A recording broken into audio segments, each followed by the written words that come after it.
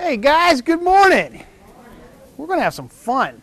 Yes, I work here at Pennington. I'm a physician. I'm 100% research. Most stuff I do is exercise in cancer survivorship, exercise in depression, exercise in diabetes, exercise in hypertension, exercise in fill in the blank. And so anyway, one of the things I talk, it's funny, you know, I've got a few degrees, wrote a few papers, but I found out, you know when you really make it? When you're in O magazine. Suddenly, you are someone. And, you know, I talk about this stuff a lot, and one of the things I've learned over the years is that people have questions, and the questions are related to diet or related to weight or related to exercise, and they're not going to listen to a word I say until they have those questions answered.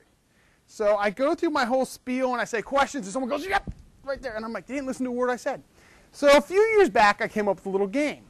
And the game is, you get to ask your questions first. So, let me tell you, there are no silly questions. Because if you're thinking it, I guarantee you half the room's also thinking it. And if you don't have any questions, I'll make them up. And the great thing about the questions is, when you ask me questions, I can change my talk to address those issues that I know are concerning you. So, let's be a little bit outside the box. We're going to start with questions. Who has any questions related to exercise, weight, health, anything? I'll even predict who's going to win the Super Bowl this year. All right, questions. I got one. Can you exercise too much? Yes. I love it. No, yes. No, you pretty much can't. We've really looked into this. Even the super extreme people who do really silly, stupid things like Ironman actually doesn't have any negative health consequences. However, people who do really extreme exercise things also tend to have eating disorders, which are not good for you.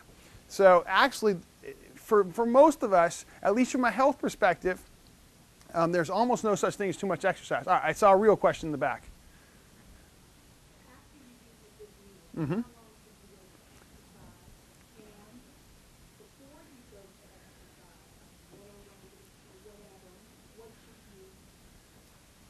Such a great question. I couldn't have asked for a better question.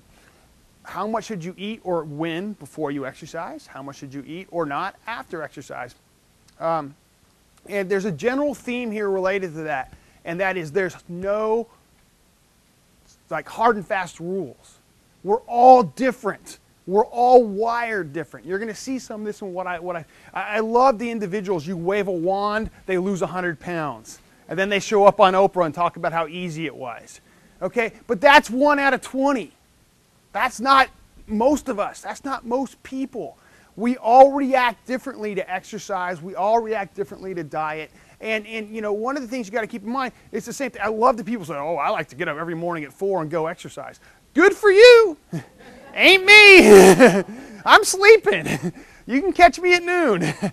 You know, we're all different, and you have to remember that when it comes to this stuff. You got to find out what works for you. When you talk about eating, I can eat a bologna sandwich on a bike. It doesn't bother me. My best friend and training partner can't eat within 3 hours of taking one step, or else really bad things happen.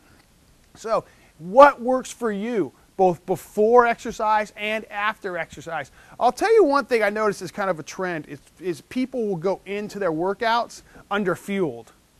They won't have eaten recently, then they bonk. And my wife does this all the time. She's like, oh, man, I got on this treadmill and I just bonked. I said, well, when was the last time you ate? I can't remember. Why don't we start there? You know, sometimes you get busy, and you forget to fuel up before you get on that treadmill. All right, any other questions? These are great questions. Why do you get cramps? If we could answer that question, that's a billion-dollar question. Think about how many NFL games and how much money's on the line and the star player goes out with cramps.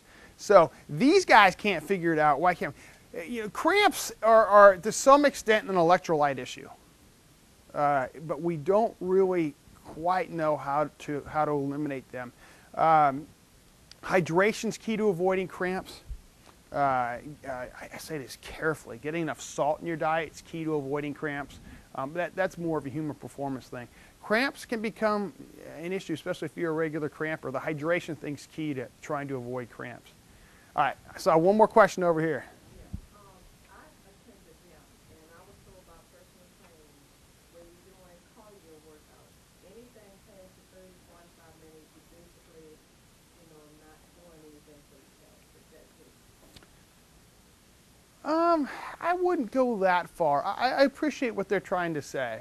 Is that and we'll show this. That's another great question. Is the majority of benefits already been achieved? Is there more benefit with more exercise from a health perspective? Well, probably not. From a weight loss perspective, there absolutely is. But I really appreciate that sentiment. It's usually not what personal trainers say. Usually personal trainers say more is better. Don't ever get off that treadmill. So they're kind of right on. All right, one more quick question, and we'll start flying through slides. Oof. And that Louisiana is flat. Yes. And the more we walk and the more we walk, the time we're going to build up stamina for walking. That's on flat land, and of course this kind of altitude. So I mean, how are we going to react, when we go to higher altitude? Great question. Altitude and how you feel, especially with physical activity. Once again, it's a very individual thing. You get people who are completely altitude sensitive, just being there. And people who have absolutely no problems with altitude at all. My best advice I can give you is do not have those first few days packed with serious activity. You really need to get used to altitude, then you really need to get used to being physically active at altitude. I mean, the ultimate example of this is skiing. People get up there and want to jump on the slopes, and you'll get altitude sick pretty easily. It's a great question. All right, let's start rolling through this. Does exercise make you eat more? There we go. So this was August of last year, Time Magazine, and there's a lot of great lessons here. And their whole thing was, well, that exercise is a waste of time because you end up eating more because exercise makes you hungry. And this thing was so full of half-truths, I don't even know where to begin. But that's not why I'm putting it up here. What I'm putting it up here is a really important lesson here.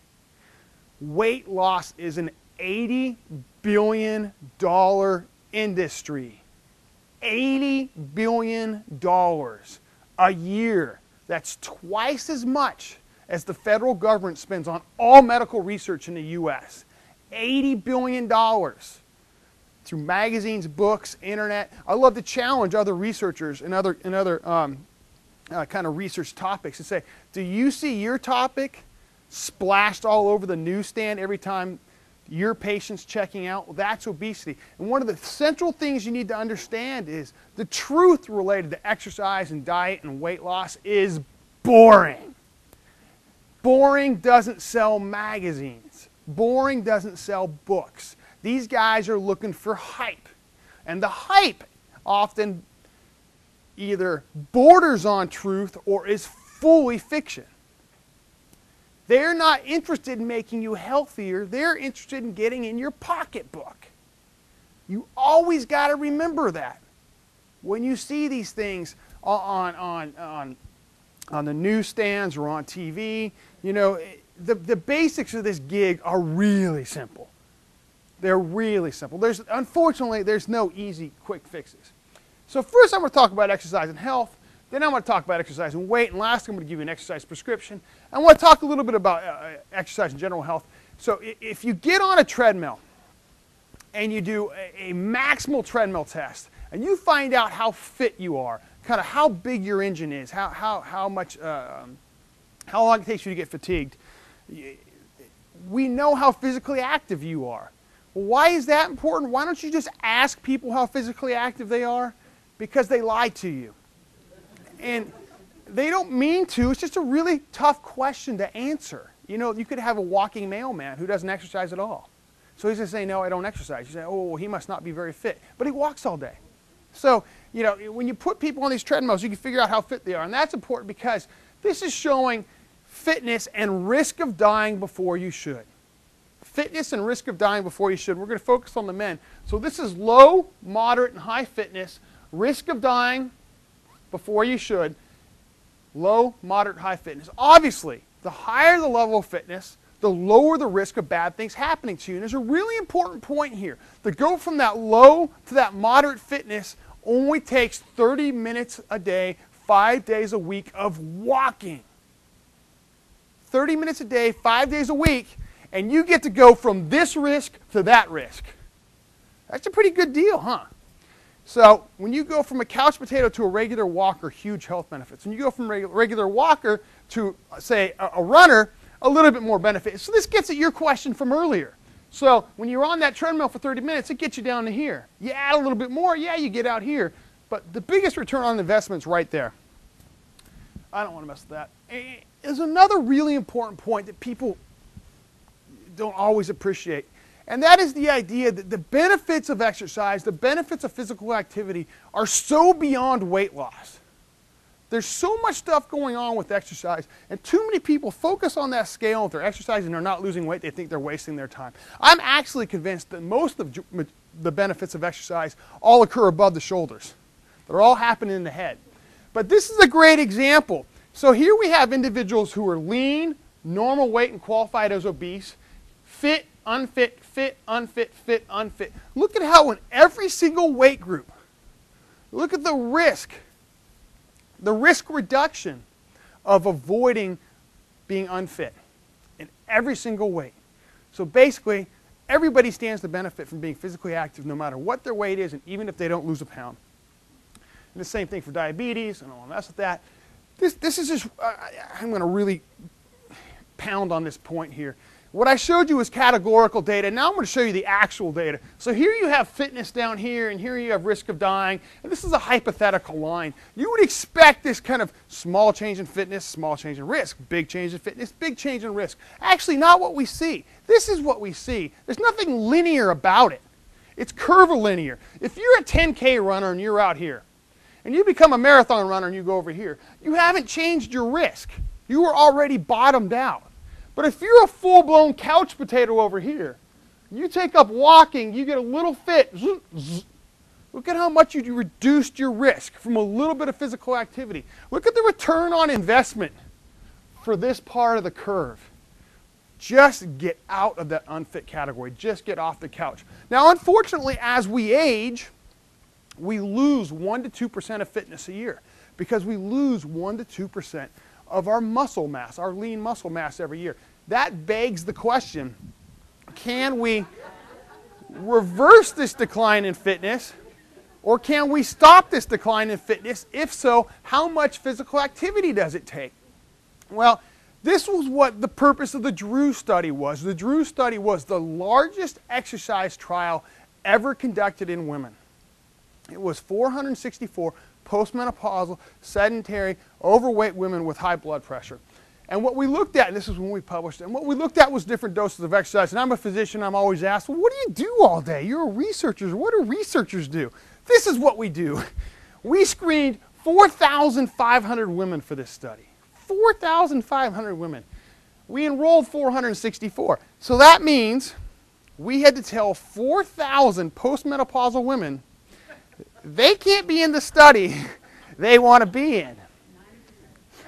And so, yes, unfortunately, that's one of the things I don't like about my job is not everybody qualifies for our studies, but it's the nature of the beast.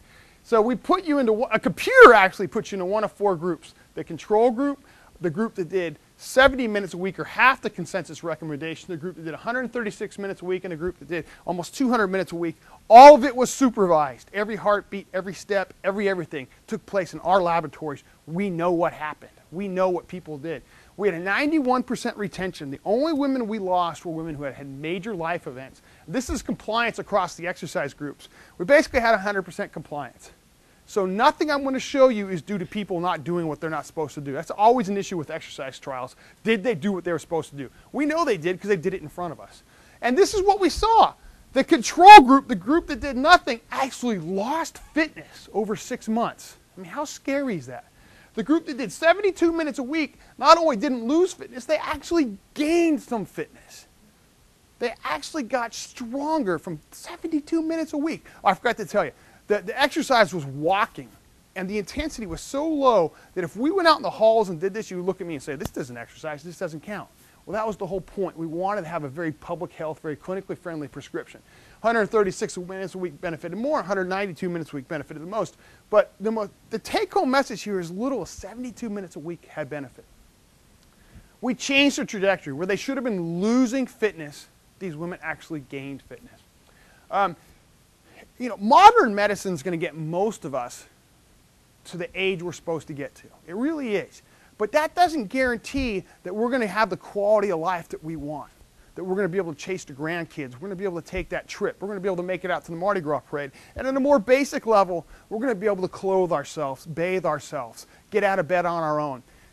Those are quality of life issues. And there's no pill for quality of life. You can't go to your doctor and say, I need a pill for my quality of life. And one of the things that people talk about with exercise is, well, it improves your quality of life. Yet never been tested. This represented an opportunity to test that. So we actually measured quality of life in these women before and after participation in this study. And this is what we found. Related to physical health. How is your physical health affecting your quality of life? No surprise, it's improved because, hell, we exercise them. You would expect their physical health to be better. Every exercise group improved their physical health. I don't want to harp on this. This is the stuff I love. Mental health. How is stress, anxiety, depression affecting your daily quality of life? Every single exercise group, even the 70-minute-a-week group, improved their quality of life related to mental health. And there's a great message here. This is my favorite. Energy. You ask people what do they want more of. Energy, energy, energy. I'm always tired. I need more energy. I need more energy. Every exercise group improved their energy. The highest exercise group is the one I like to focus on, and let me tell you why. These women were unbelievably sedentary when they started this study. We would walk upstairs to our exercise lab. We would actually have to sit them down and get their heart rates down before we started exercising them. And the other thing about these women is they were not silent sufferers. If they had an issue, they let you know. And I love this in that we're bringing them in and we're putting them on the treadmill for 60 to 70 minutes at a time. That's a lot of work. There's no way around that. That's a lot of work. Are they complaining that they're more tired when they're not with us? Are they taking more naps when they're not with us? Are we destroying their lives when they're not with us? No, they're reporting these huge increases in energy. I love this. We're working the heck out of these women, and they're coming back and reporting they feel so much better when they're not in our lab. Now, I think there's a great story there. And let me see my next slide. I know this is cheesy. I fully understand this is a cheesy story, but I think it's a great example of quality of life. So I was doing an exit exam on one of our participants, and she starts crying right in front of me. And I'm like, man, I'm an exercise researcher. You don't cry in here. Exactly. And she says to me, she says, you gave me my life back. And I'm like, wow, that's really heavy. I said, no, I put you in an exercise trial. She said, you gave me my life back. I said, well, can you explain to me? And she was clearly very affluent. She says, every year I take my whole family on vacation. My whole family, grandkids and all. She said, well, I took them to Alaska 2 years ago, and they were all out having the time of their life, and I was alone in the cabin because I couldn't keep up with them. I was too out of shape. I was alone in the cabin. I was crying. Here I am with my family on vacation, and I can't even be with them. She said, after being in your exercise study this year, I led the charge up the volcanoes in Hawaii. So to me, that's a perfect example of quality of life and the importance of physical activity. So summary point number 1, 30 minutes a day, 5 days a week, walking, walking, and walking, but even as little as 10 minutes a day. Some people are never going to get that 150 minutes. They got bone and joint issues, they got other issues, but they still benefit from just doing anything. Exercise and weight loss, this is where the fun begins. So first of all, who needs to lose weight? I've given this talk 100 times. I've never heard that. That's awesome. But it's not what you weigh, it's where you weigh. So the weight in the abdomen, the weight in your belly is particularly dangerous. It puts you at risk for diabetes, for heart disease, for high blood pressure. And the way you figure out if you've got too much weight in the belly is you find your hip bones, you measure at your hip bones around your belly. 35 inches in a man, 40 inches in a woman, you stand to benefit from losing some weight. Did I reverse that? I did it right the first time today. Did I get credit for that? 35 inches in a woman, 40 inches in a man. And that's how you know. Now, how much should you lose? You're not shooting for those mythical normal weight categories, with our pretty much mythical. What you're shooting for, believe it or not, is as little as 5% of weight loss. 5% of weight loss. That's not that much. And you're getting benefit even at 2 or 3% of weight loss. This is really about behavior, not about what the scale says. This is about not smoking. This is about being physically active. This is about eating healthy. Forget about the scale.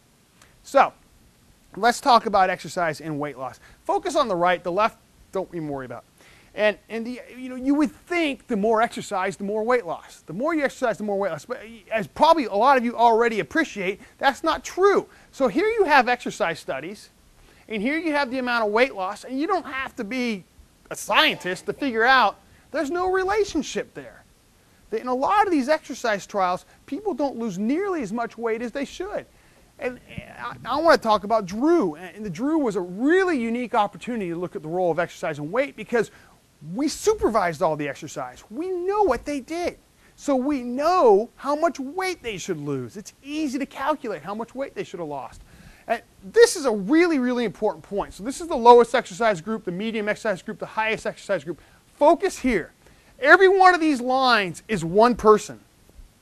Every one of these lines is one person. So these people lost a ton of weight. These people actually gained weight during the study. And then these people lost a little. Remember, we know what they did. Look at the huge individual variability. This is a common theme. Everybody reacts differently to the same medication. Everybody reacts differently to a given exercise prescription.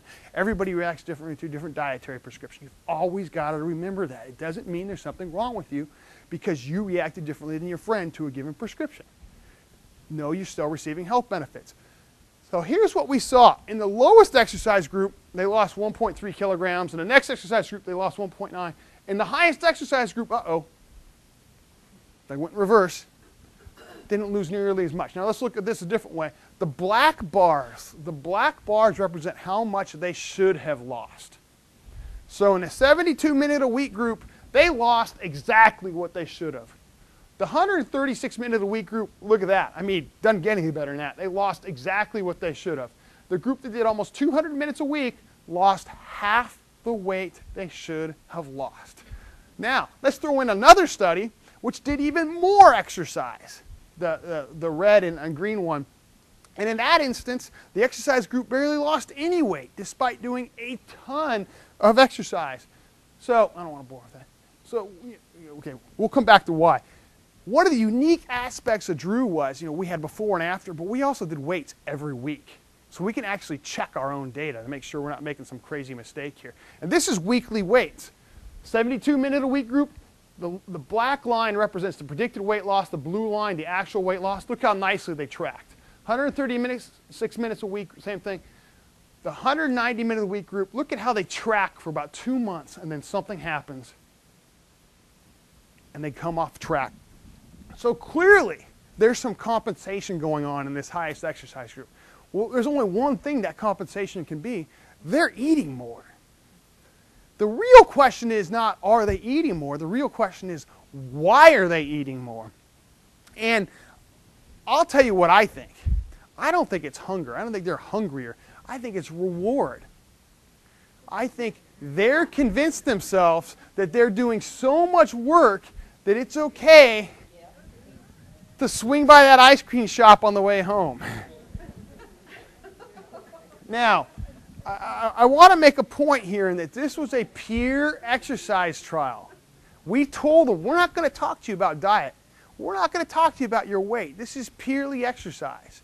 In trials where they do watch their weight and they do talk to them about their diet, they lose exactly as much as they should based off of the amount of exercise they did. The whole point here is exercise does not give you carte blanche to eat whatever you want if weight is a concern for you. It's very easy to eat right through those calories you burned exercising. And I'm going to show you that right here. 35 minutes of walking in a woman. 35 minutes of walking. A whopping 135 calories is all you burned. 30 minutes of walking in a man. A whopping 200 calories is all you burned. And I put these other things up here as a reference to how many calories. I mean, you walk past your kid's plate, you snag a small piece of pizza, you just neutralized your 30-minute walk. And I like to give the story of my wife's friends. I mean, these guys exercise a lot.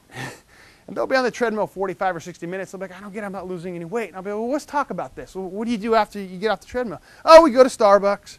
What do you do at Starbucks? Mocha latte grande, super swirl, blah, blah, blah, blah. And we split a chocolate muffin. And I'm like, you just neutralized all you put people on a treadmill and you ask them after they're done their hour, how much of this cake did you earn? And they'll tell you, I earned the whole cake. So actually, no, you earned like half a slice. So what do you need to know about exercise and weight loss? For weight loss, we've talked about general health, 30 minutes a day, 5 days a week. You cannot lose weight and keep it off without being physically active. It is very, very, very easy to get weight off of people. It really is. That's why all the fad diets work. That's why all these different things work. The challenge is keeping weight off people, keeping it off at 6 months, 12 months, 18 months, 24 months. And that's where we know exercise is critical. And let me give you one example of why. Your metabolism, and everybody loves the word metabolism, your metabolism's probably normal, unless you have a thyroid issue. The number one determinant of metabolism is how big you are.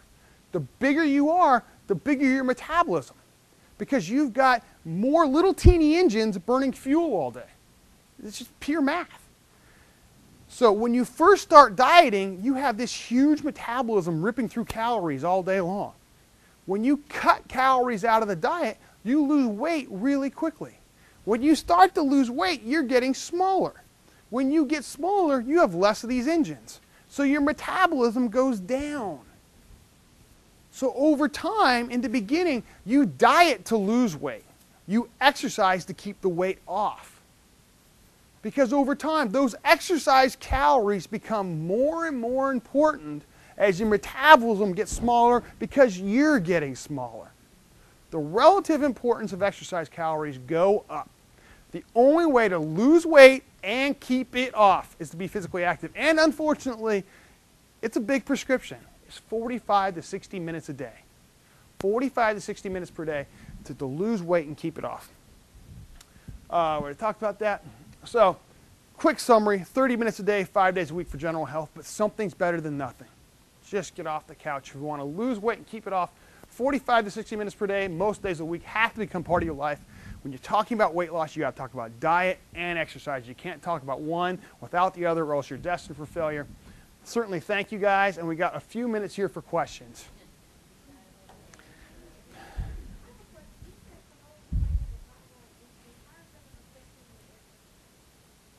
Well, first of all, you got to get the.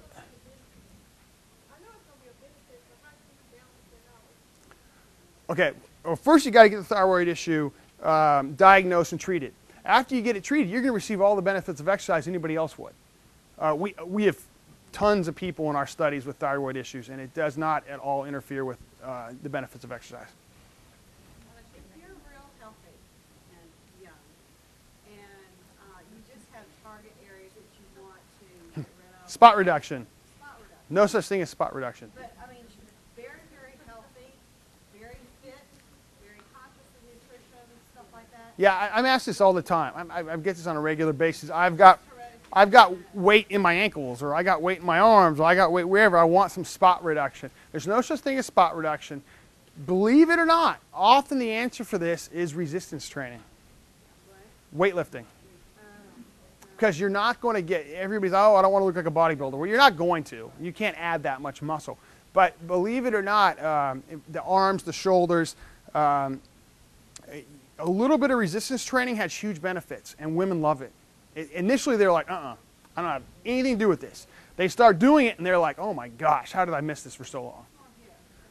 Well, yeah, it is what it is sometimes, you know. Also, are we more obsessed with all this than Europe? You know, Europe's such a diverse place that I don't think we are necessarily more obsessed than Europe, and they're quickly becoming who we are. There's a question over there. Why is it so hard to lose the belly fat? It's not hard to lose the belly fat. Great question.